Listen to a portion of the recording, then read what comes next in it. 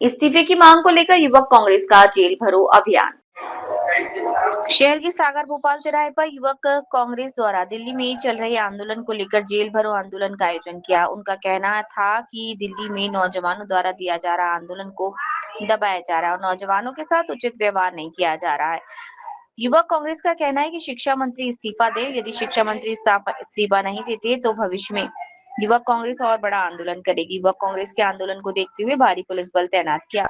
युवक कांग्रेस के कार्यकर्ताओं द्वारा जमकर नारेबाजी की और केंद्र सरकार की आलोचना। देखिए, पिछले कई महीनों से इस देश का युवा ये मांग कर रहा है कि जिस शिक्षा मंत्री के रहते हुए नीट का पेपर लीक हुआ है, लगातार दूसरी तीसरी बार इस साल भी नीट का पेपर लीक हुआ है, जिसकी वजह से हमारे देश के मासूम बच्चे जो इस दर्द को नहीं झेल पाए, कुछ ने फांसी लगा ली, कुछ ने जहर खाकर अपनी आत्महत्या कर ली। इसके विरोध में जब जेनजी युवा, जब देश का युवा जागा तो वो दिल्ली की ओर कूच करता है, और जब वो दिल्ली की ओर कूच करता है तो नरेंद्र मोदी से ये मांग करता है कि धर्मेंद्र प्रधान का इस्तीफा दो। लेकिन ये नरेंद्र मोदी की सरकार, ये घिसी पिटी सरकार जो लोकतंत्र की हत्या करने में लगी हुई है। हमारे लाखों छात्रों को सड़कों पर पीटा जाता है, हमारी बहनों को सड़कों पर घसीटा जाता है, उनके गुप्तांगों पर हमला किया जाता है। इससे निर्लज्ज सरकार, इससे गिरी हुई सरकार इस देश के लोकतंत्र में आजादी के इन 70 वर्षों में अब तक नहीं आई। एक समय था,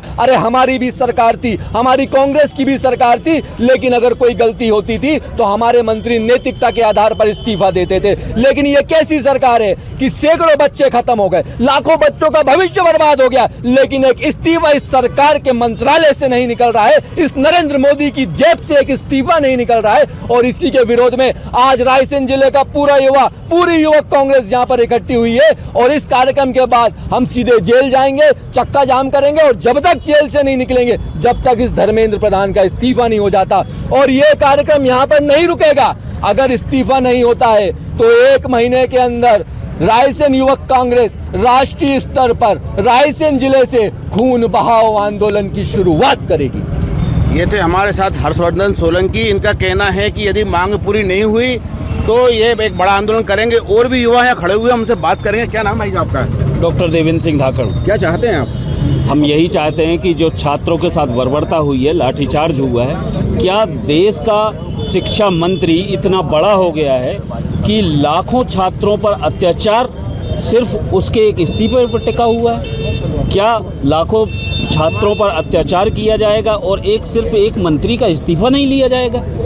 आप खुद सोचिए कि इस देश का भविष्य बर्बाद किया गया है, और ऊपर से सीना जोरी देखिए कि बच्चों को मारा जा रहा है, पीटा जा रहा है, घसीटा जा रहा है, बच्चियों के कपड़े फाड़े जा रहे हैं। इससे निर्दयी सरकार आज तक कभी देश ने नहीं देखी है। तो सिर्फ आपका एक ही लक्ष्य है कि सिर्फ शिक्षा मंत्री का इस्तीफा हो? बस शिक्षा मंत्री का इस्तीफा हो, और उसके साथ सिस्टम में ऐसा सुधार किया जाए कि कभी भी इस तरीके के कृत्य, जो लाठीचार्ज और गांधीवादी जो विचारों को कुचलने का जो प्रयास इन्होंने किया है, ऐसी कोई भी सरकारें कभी ना कर पाए।